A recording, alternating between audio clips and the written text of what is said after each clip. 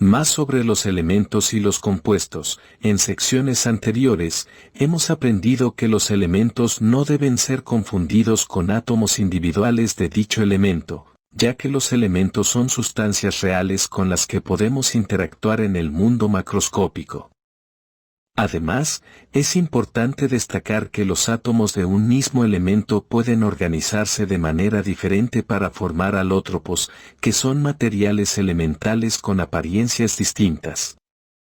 A pesar de sus diferencias en apariencia, estos alótropos siguen siendo el mismo elemento, como se observa en ejemplos como el grafito, el carbón mineral y el diamante.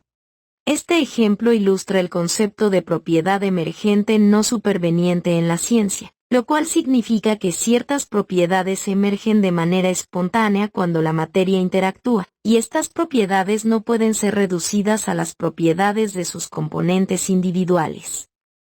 En otras palabras, los átomos de carbono, por sí solos, no muestran las propiedades que asociamos con el grafito, el carbón mineral o el diamante, pero cuando se organizan en estructuras específicas, dan lugar a estas sustancias con propiedades únicas.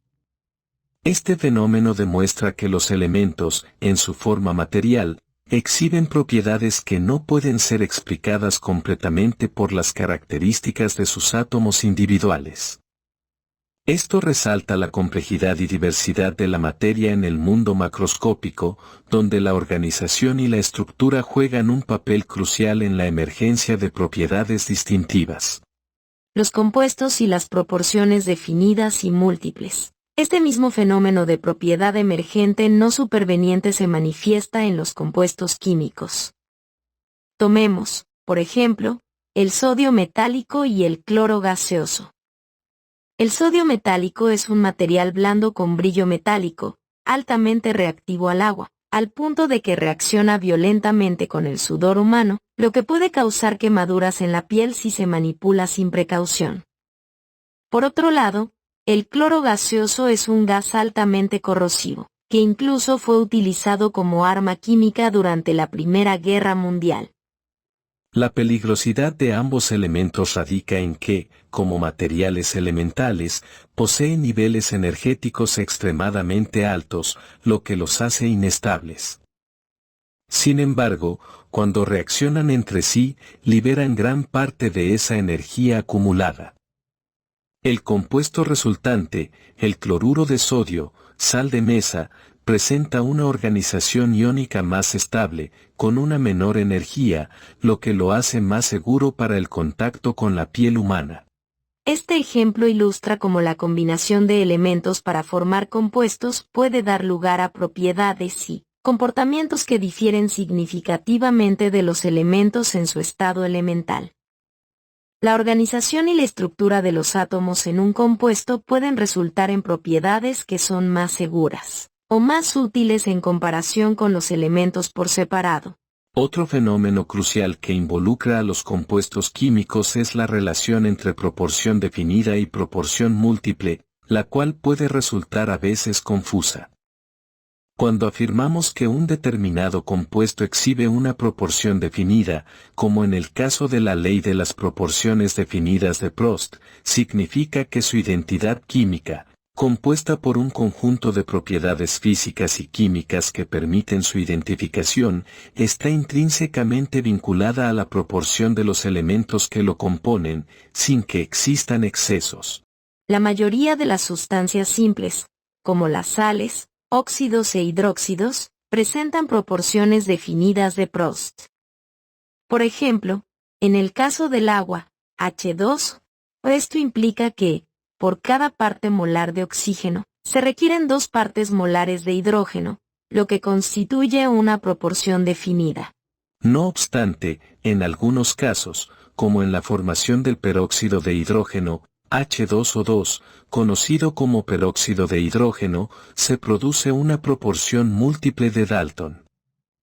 En esta sustancia, bajo condiciones específicas, el hidrógeno y el oxígeno se combinan en una proporción definida de 2 partes molares de hidrógeno por cada 2 partes molares de oxígeno. Tanto el peróxido de hidrógeno como el agua son sustancias distintas, con propiedades que se pueden diferenciar, y cada una tiene sus propias proporciones definidas, H2O y H2O2, respectivamente. Este fenómeno pone de manifiesto la riqueza y complejidad de la química, donde la combinación de elementos puede dar lugar a diferentes compuestos con proporciones definidas o múltiples, cada uno con sus propias características y propiedades distintivas. El elemento como concepto cambiante, el concepto de elemento como una sustancia indivisible ha evolucionado a lo largo de tres fases históricas principales: definiciones clásicas, definiciones químicas y definiciones atómicas.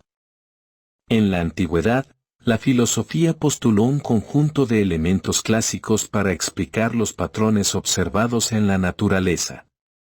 Estos elementos originales incluían la tierra, el agua, el aire y el fuego, en lugar de los elementos químicos modernos. El término elementos, stoichaié, fue empleado por primera vez por el filósofo griego Platón en el año 360 a.C. en su diálogo Taimeo, que involucra una discusión sobre la composición de los cuerpos tanto orgánicos como inorgánicos y es un tratado especulativo sobre química. Platón concebía los elementos introducidos por Empédocles un siglo antes como compuestos de pequeñas formas poliédricas: tetraedro, fuego, octaedro, aire, icosaedro, agua, y cubo, tierra. Aristóteles, alrededor del 350 AC, también empleó el término stoichaié y añadió un quinto elemento llamado éter, que constituía los cielos. Aristóteles definió un elemento como uno de esos cuerpos en los que otros cuerpos pueden descomponerse y que no puede dividirse en otro. La diferencia entre Platón y Aristóteles radica en que Platón describía a los elementos como corpúsculos discontinuos, es decir, entidades discretas del mismo tipo, mientras que, para Aristóteles, un elemento era una entidad continua, como un flujo que otorga su identidad a lo que compone. La definición aristotélica prevaleció debido a que el modo en que experimentamos la materia es continuo, en contraste con las partículas discontinuas, que resultaban invisibles. En 1661, Robert Boyle introdujo su teoría del corpuscularismo, la cual abogaba por el análisis de la materia como un conjunto de unidades indivisibles de materia, conocidas como átomos. En este contexto, Boyle optó por no alinearse ni con la visión aristotélica de los cuatro elementos ni con la perspectiva de Paracelsus sobre tres elementos fundamentales. De esta manera, dejó abierta la cuestión del número de elementos en la materia.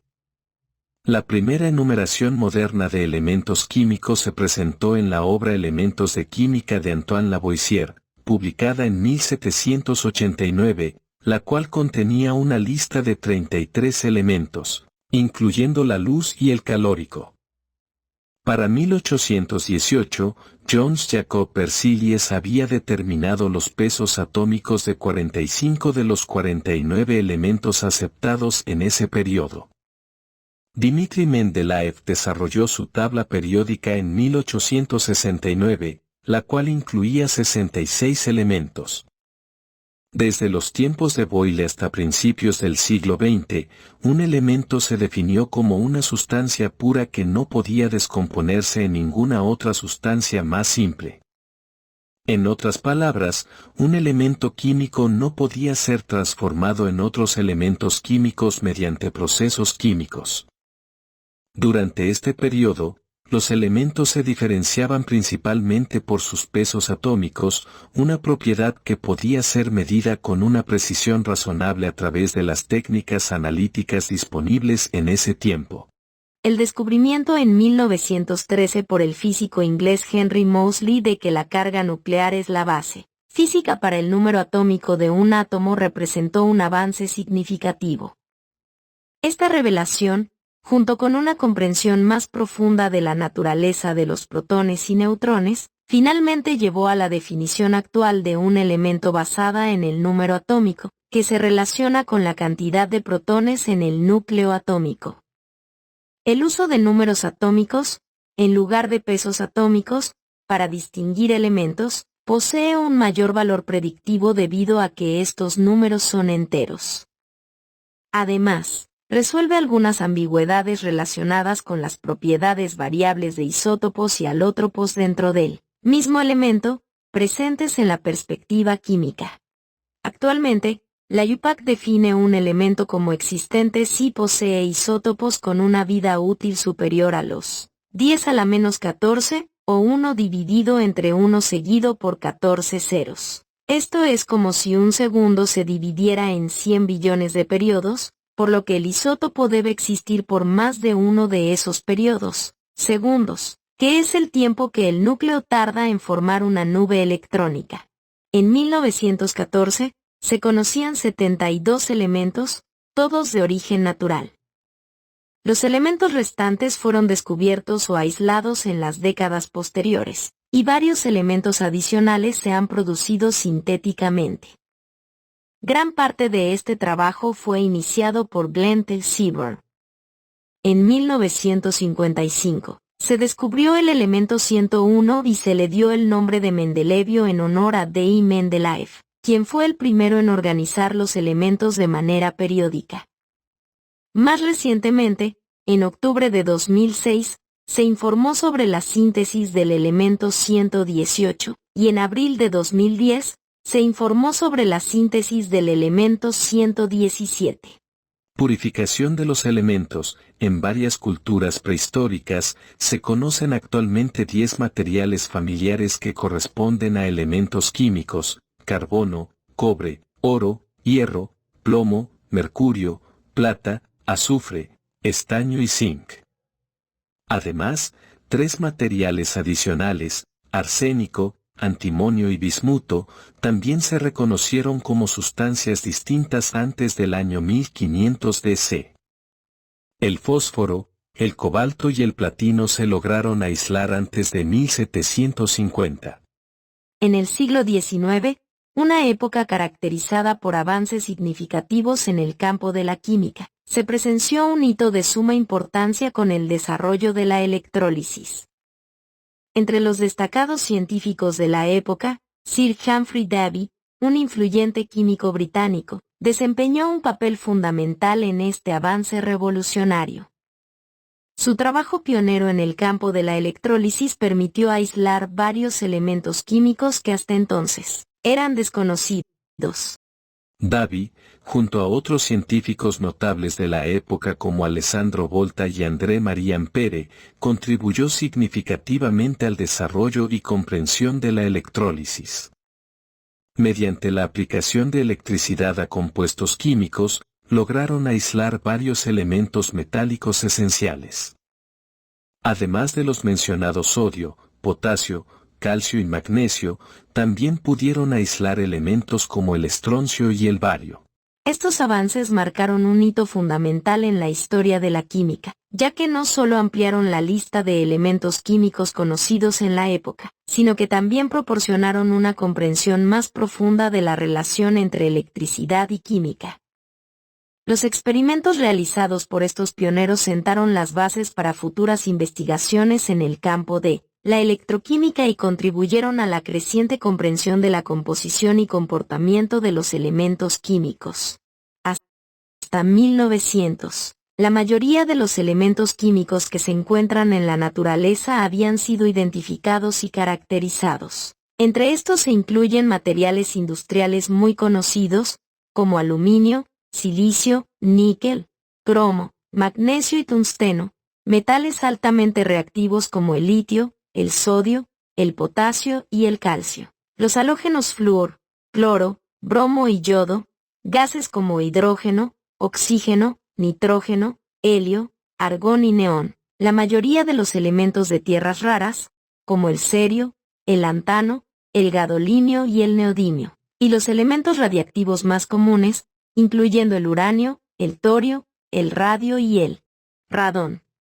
A partir de 1900, se logró aislar y producir una serie de elementos adicionales, que incluyen los 3 elementos naturales estables que no se habían descubierto previamente, a saber, hafnio, lutecio y renio. El plutonio, que fue sintetizado por primera vez en 1940 por Glanty, Seaborg y también se encontró en algunas ocurrencias naturales a lo largo del tiempo. Los tres elementos que inicialmente se produjeron sintéticamente y luego se descubrieron en cantidades mínimas en ciertas muestras geológicas, neptunio, prometio y tecnecio, tres productos de descomposición escasos del uranio o el torio, a saber, astato, francio y protactinio, y varios elementos transuránicos sintéticos, que comenzaron con americio y curio.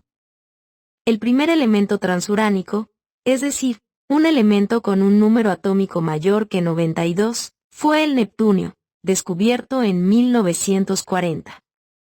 A partir de 1999, el grupo de trabajo conjunto de la UPAC y la UPAP comenzó a evaluar las reclamaciones relacionadas con el descubrimiento de nuevos elementos. Hasta enero de 2016, se habían confirmado todos los 118 elementos por parte de la UPAC.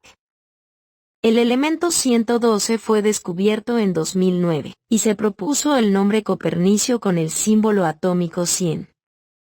La UPAC respaldó oficialmente el nombre y el símbolo el 19 de febrero de 2010. Hasta la fecha, el elemento más pesado que se cree que ha sido sintetizado es el elemento 118, conocido como oganesón, el cual se produjo el 9 de octubre de 2006 en el Laboratorio de Reacciones Nucleares de Flerov en Dubna, Rusia. El elemento 117, tenecio, fue el último elemento que se alegó haber sido descubierto, en 2009.